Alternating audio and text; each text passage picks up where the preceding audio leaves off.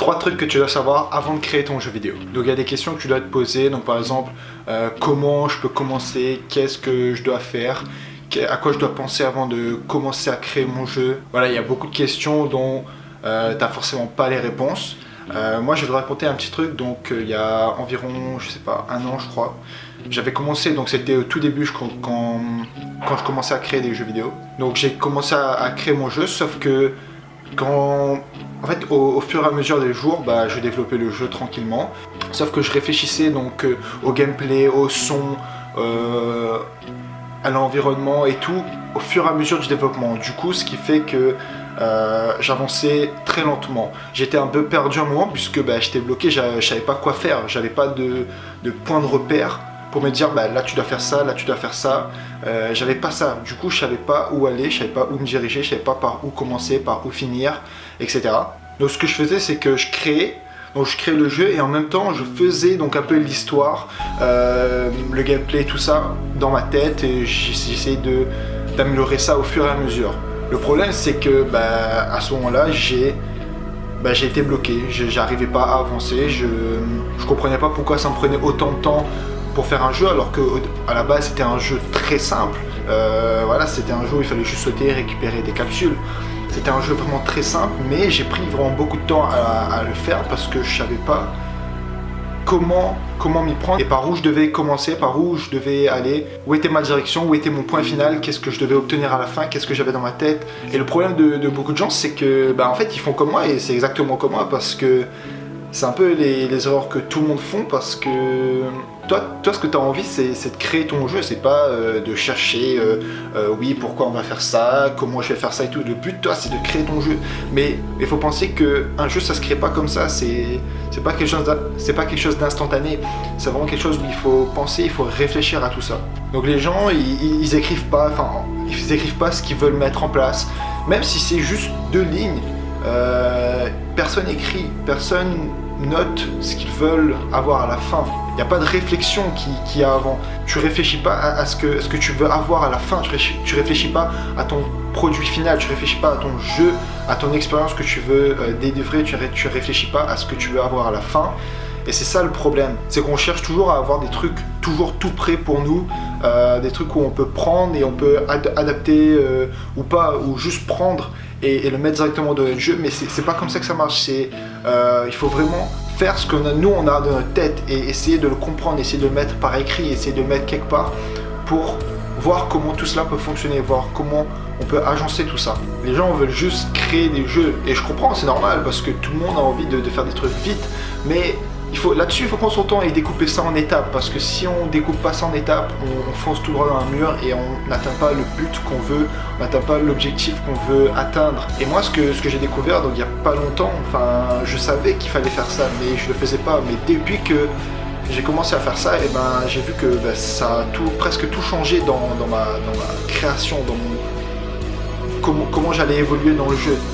Le but c'est de faire des schémas, écrire tout ce qu'on veut faire, tout ce qu'on veut mettre. C'est exactement ce qu'est un game dev document. Donc en gros dans le game dev document, on met tout ce qu'il y a dans le jeu, tout ce qui aura les mécanismes, les gameplays, le son, tout ce qu'il y a dans le jeu. Et ça, t'as juste à le regarder, tu sais ce que t'as à faire. T'as pas besoin de chercher, oui, qu'est-ce que je vais faire et tout. Tu regardes ça, boum, tu sais ce que t'as à faire. Mais bien sûr, il faut réfléchir avant, il faut poser les bases, il faut réfléchir à ce qu'on va faire. Alors la première chose à faire, c'est d'un peu penser à l'histoire. Tu peux juste commencer par ce que tu veux en fait. Mais moi je commence souvent par l'histoire parce que comme ça j'ai un peu une vision globale de qu'est-ce que va être le jeu, qu'est-ce que va donner le jeu. Et après comme ça je peux adapter le gameplay en fonction de ce que je vais faire passer comme message. Alors pour l'histoire, je vais juste te donner des petits points qui te serviront et qui t'aideront à un peu structurer ton histoire et à te montrer dans quelle direction tu dois aller et qu'est-ce que tu dois faire passer comme message, qu'est-ce que tu dois faire intervenir dans ton jeu. Donc les 5 trucs les plus importants dans l'histoire, c'est quelque chose que tu as déjà vu, que tu as forcément déjà entendu parler. Premièrement, c'est la situation initiale. Du coup, la situation initiale, c'est donc où est-ce que ça se passe, comment le joueur va être intégré, l'atmosphère, un peu la situation sociale, comment il se trouve, où est-ce qu'il est, etc., avec qui, les personnes. Tout ça, voilà, tu détermines tout ça. Donc c'est exactement la situation du début du personnage. Ensuite, on a l'élément perturbateur. Donc qu'est-ce qui va perturber cette histoire? Qu'est-ce qui va interrompre? Qu'est-ce qui va couper le personnage dans ce qu'il est en train de faire? Qu'est-ce qui va l'empêcher d'atteindre son objectif? Qu'est-ce qui va chercher à l'éloigner de son objectif? Donc ça, il faut déterminer c'est quoi, c'est qui, où est-ce qu'il est, comment il est, etc. Tout ça, voilà, cet élément ou ce personnage ou cet événement, il faut déterminer tout ça dans les moindres détails. Donc c'est qui, c'est quoi, c'est où, tu vois, toutes les questions qui commencent par Q, bah tu fais ça, tu fais toutes ces questions et tu auras cet élément perturbateur. Ensuite, donc tu as les péripéties. Donc les péripéties, qu'est-ce que c'est? C'est comment le joueur va réussir à détourner l'élément perturbateur. Mais après, il peut avoir aussi plusieurs péripéties. Du coup, le joueur réussit à détourner l'élément perturbateur, sauf que l'élément perturbateur il revient et du coup il faut que le joueur arrive à redétourner cet élément perturbateur. Et voilà, donc tout ça c'est les péripéties, c'est comment il va faire, qu'est-ce qui intervient, où est-ce qu'il va aller, comment l'élément perturbateur va revenir et tout, pour donner un peu de suspense, de hâte, de tout ça aux joueurs qui vont montrer que l'histoire prend, que l'histoire est vraiment une histoire intéressante et qu'il y a plein de rebondissements. Ensuite, donc, on a l'élément de résolution, donc exactement comme l'élément perturbateur. C'est quelque chose qui vient par-dessus, qui vient un peu accompagner le joueur pour aider à résoudre cet élément perturbateur, ce problème que le joueur a déjà de base. Donc ça peut être, je sais pas, un personnage, un objet, une quête, enfin n'importe quoi qui va aider le joueur à compléter son objectif et à arriver à la fin. Après, bien sûr, tu peux dire que tu n'as pas d'élément de résolution, du coup, le joueur n'arrive pas à atteindre son objectif. Et voilà, ça se termine comme ça, c'est pas une happy end. Donc tu vois, tu peux faire vraiment ce que tu veux. Tu peux modeler, tu peux modifier, tu peux changer la place. Tu peux par exemple commencer par la fin. Comment, par exemple, s'il se fait tuer, comment il se fait tuer. Et ensuite, tu remontes les étapes, donc, etc. Donc, voilà, tu as vraiment plein de solutions pour essayer un peu de contourner, de créer ta propre histoire. Et enfin, donc tu as la situation finale, donc comme je t'ai dit, soit si ça termine par une happy end, donc tout finit bien, tout le monde a des enfants, etc. Soit quelqu'un va mourir, soit ça ne se termine pas comme le joueur l'aurait prédit, soit ça fait un cliffhanger, du coup il y aura peut-être une suite. Tout ça, il faut prévoir et il faut un peu construire l'histoire par rapport à ça, ce que tu veux donner comme image à l'histoire. Ensuite, deuxième truc, on a le gameplay. Donc là, tu as déjà ton histoire. Là, ton histoire, elle est basée, elle est fondée, tu sais ce que tu vas faire, tu sais comment tu vas l'intégrer, tu sais qui y aura, où ça se passera, etc. Donc tu vois, tu sais tout ton histoire. Maintenant, le gameplay. Donc là, on rentre directement dans la création du jeu. Comment tu vas faire montrer cette histoire, comment tu vas agencer cette histoire, comment le joueur pourra interagir avec cette histoire. Et là, c'est très important parce que c'est un peu... En fait, tout est important, tout est vraiment important dans un jeu parce que ça fait un ensemble. S'il y a un truc qui marche pas très bien, voilà, donc déjà, il faut commencer par le level design. Le level design, c'est donc comment va être ton jeu, comment seront les niveaux, s'il y a des niveaux dans ton jeu, comment les personnages vont marcher, comment ils vont réussir à interagir avec la scène que tu as créée justement pour ce niveau. Le mécanisme, donc qu'est-ce qu'il y a un peu de particulier dans ce jeu, qu'est-ce que le personnage peut faire de spécifique. Le code, bien sûr, très important. Comment, toi, avec tes connaissances à toi, comment tu vas réussir à former tout ça, comment tu vas réussir à former ton jeu, ton histoire.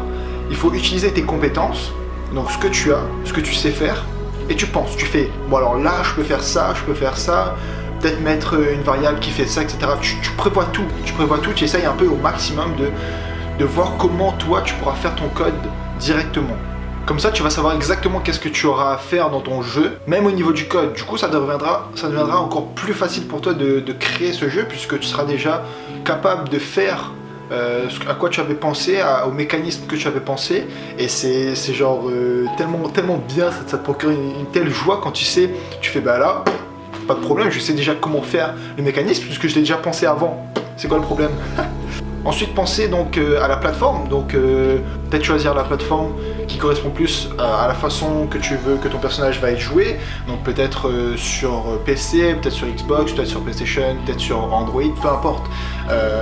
Choisir quelque chose, choisir un peu toute ta plateforme, mais aussi ton type de joueur, parce que ce soit des adultes, des enfants, des ados, il faut un peu déterminer quel type de personne ça sera et où est-ce qu'on pourra jouer. Bon, ça c'est pas très important, mais c'est vraiment des choses où il faut penser, comme ça tu as quelques idées de peut-être ton audience, peut-être des personnes que tu veux toucher aussi, très important. Et enfin, le dernier point, ça va être le son. Donc le son, c'est... moi je pense que c'est vraiment très important aussi. En fait, ces 3 points sont vraiment très importants parce que l'un ne marche pas sans l'autre. Et le son, c'est vraiment quelque chose qui un peu t'immerge dans le jeu, qui te donne envie de continuer à jouer à ce jeu. Moi je kiffe le son, que ce soit les FX, donc c'est-à-dire les bruits des personnages, quand les personnages par exemple se donnent des coups de poing, quand le personnage parle, quand les personnages sautent, même quand c'est juste par exemple une bouteille d'eau, juste le fait de boire ou le fait d'ouvrir une bouteille, le fait de marcher, les bruits de pas, le fait d'ouvrir les rideaux, enfin tout ça, tu vois, quelque chose qui donne un peu cet effet naturel, cet effet que tu peux retrouver au quotidien. Mais aussi les musiques de background, donc les musiques qui vont t'accompagner, les musiques qui vont être dans le même mood que toi, que lorsque tu es dans une scène. Donc par exemple, si tu es dans un endroit un peu sombre, tu auras un peu une musique un peu plus sombre, un peu plus dark, qui est un peu plus lente. Si tu es un peu dans une scène où tu dois courir, t'es un peu en stress, voilà, tu auras un peu une musique qui sera un peu plus vite, un peu plus forte, voilà, pour te mettre un peu dans l'ambiance du jeu. Et même chose, si tu es par exemple si tu es dehors, bah, tu auras peut-être, ça dépend encore ton environnement, mais peut-être des oiseaux qui chantent, peut-être des bruits de vent, etc. C'est tout ça qui donne un peu cet aspect de quotidien, d'être au moment où on joue, de vivre le moment où on joue, et c'est aussi ce qui fait transporter un peu le joueur vers cet autre monde. Donc voilà, j'espère que ces 3 points t'ont plu, j'espère que tu vas les appliquer parce que c'est vraiment des trucs très importants. Moi au début je les appliquais pas, et maintenant quand je commence à les appliquer, je vois que ma productivité et mon efficacité ont beaucoup augmenté. Du coup voilà, je te conseille vraiment d'appliquer ces points et essayer de les mettre en place pour tes projets et tes futurs jeux. N'hésite pas à t'abonner sur YouTube juste en bas, mais j'ai aussi une page Facebook où je poste des articles sur les jeux, comment je ressens les jeux, etc. Mais il y a aussi vraiment quelque chose de très sympa qui va arriver sur Facebook dans pas longtemps. Allez, on se dit à demain. Salut. Yeah. Someone call the villains, someone call the heroes. Tell them that I'm living like I'm both, call me P-Rose, living by the G code.